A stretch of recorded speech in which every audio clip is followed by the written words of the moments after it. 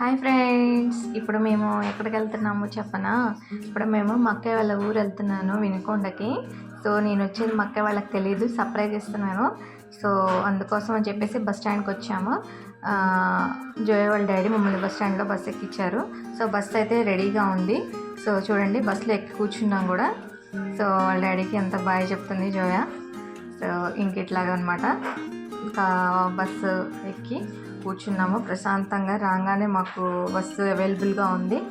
So తర్వాత ఇదనమాట, మాకు ఫస్ట్ ఫ్రంట్ సీట్లోనే సీట్ దొరికేసింది కాబట్టి మేము ప్రశాంతంగా జర్నీ చేస్తున్నాము. సో ఈ జర్నీ అంతా మాకు హ్యాపీగా జరిగింది. నేను జోయ మాత్రం వెళ్ళాను, వాళ్ళ డాడీ రాలేదు. సో నేను వచ్చేది వాళ్ళకి తెలియదు కాబట్టి సో ఒకసారి చూద్దాము. మా అల్లుడు గారి హెల్ప్ తీసుకున్నాను దీనికోసం అని చెప్పేసి. జోయ అయితే పాప్కార్న్ ఎంజాయ్ చేస్తుంది. చూడండి, వచ్చాము, వినుకొండ వచ్చేసాము. ఇక్కడ కేక్ తీసుకుందామని చెప్పి బేకరీకి వచ్చాను. సో వీళ్ళ దగ్గర అయితే కూల్ కేక్ అవైలబుల్గా ఒకటే ఉంది. సో ఆ కూల్ కేక్ తీసుకున్నాను అనమాట. సో మా అల్లుడు గారికి అయితే ఫోన్ చేశాను నేను, రమ్మని చెప్పి పికప్ చేసుకోవడానికి. మా అల్లుడికి కూతురికి మాకు మాత్రమే తెలుసు, మేము వెళ్తున్న సంగతి ఎవరికి తెలియదు. సో ఇక్కడికి వచ్చేసి కేక్ తీసుకున్నాను. కేక్ మీద పేర్లు రాపిచ్చేసాను.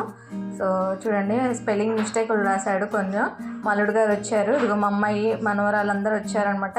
మమ్మల్ని ఇప్పుడు రెస్టారెంట్కి తీసుకెళ్తున్నారు. వీళ్ళు నాకు సర్ప్రైజ్ ఇచ్చారు.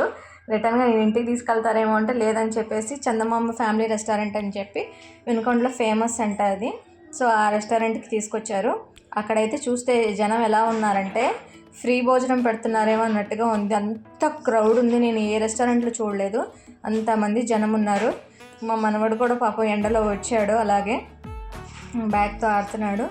తర్వాత లోపలికి వెళ్ళాము. ఎట్లాగట్లాగా సీట్ అయితే దొరికింది. ఫుడ్ ఆర్డర్ పెట్టి ఉన్నాము. సో ఫుడ్ కోసం వెయిట్ చేస్తున్నాం అనమాట. సో నేను తెచ్చింది కూల్ కేక్ కాబట్టి ఆ కూల్ కేక్ ఎక్కడ మెల్ట్ అవుతుందోనని చెప్పేసి నేను చాలా టెన్షన్ పడ్డాను. సో చూడండి, వీడైతే స్పూన్తో తెగ ఆడేస్తున్నాడు నోట్లో పెట్టుకొని.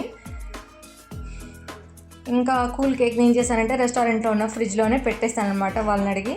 సో అది దాని లోపలైతే అది ప్రశాంతంగా ఉంది. నేను ఇంకా హాయిగా ఏ టెన్షన్ లేకుండా నేను తీసుకొని వెళ్ళొచ్చు అని చెప్పేసి. ఇంకా ఇప్పుడైతే మా అక్కయ్య వాళ్ళ ఇంటికి వచ్చేసాము. మా అక్కయ్య వాళ్ళ అమ్మాయి రాగానే నన్ను చూసి ఎదురొచ్చింది.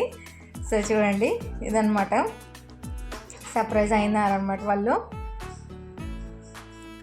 సో అది ఇట్లాగా సర్ప్రైజ్ ఇస్తూ ఉంటాను అప్పుడప్పుడు.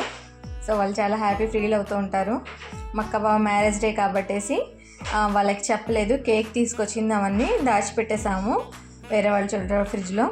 ఇంకా అందుకని చెప్పేసి ఇప్పుడు మొత్తం కొంచెం టేబుల్ దగ్గర అంతా అవన్నీ అరేంజ్ చేయడానికి వాళ్ళని బయటికి పంపించాము. సో కేక్ తీసుకొని ఇప్పుడు వెళ్తున్నాం అనమాట. చూడండి,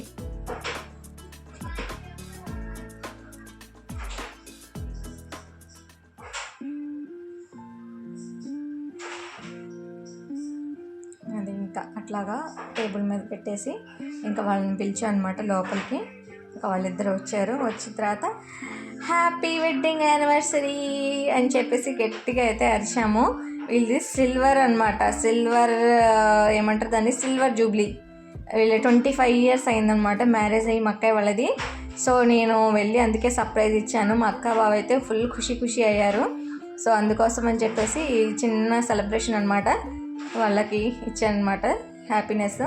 మా బావ చూడండి చప్పట్లు కొడతాను, అంత బాగా హ్యాపీగా ఎంజాయ్ చేస్తున్నారు. ఇలాగా 25th యానివర్సరీ అనేది నేను సెలబ్రేషన్ చేశాను ఫ్రెండ్స్. వినుకొండ వెళ్ళి అది సంగతి. ఇది చూడండి, బాగుంది కదా. ఇలాగా సర్ప్రైజ్ ఇవ్వటం అంటే నాకు చాలా ఇష్టము. వాళ్ళు కూడా హ్యాపీగా ఫీల్ అవుతారు.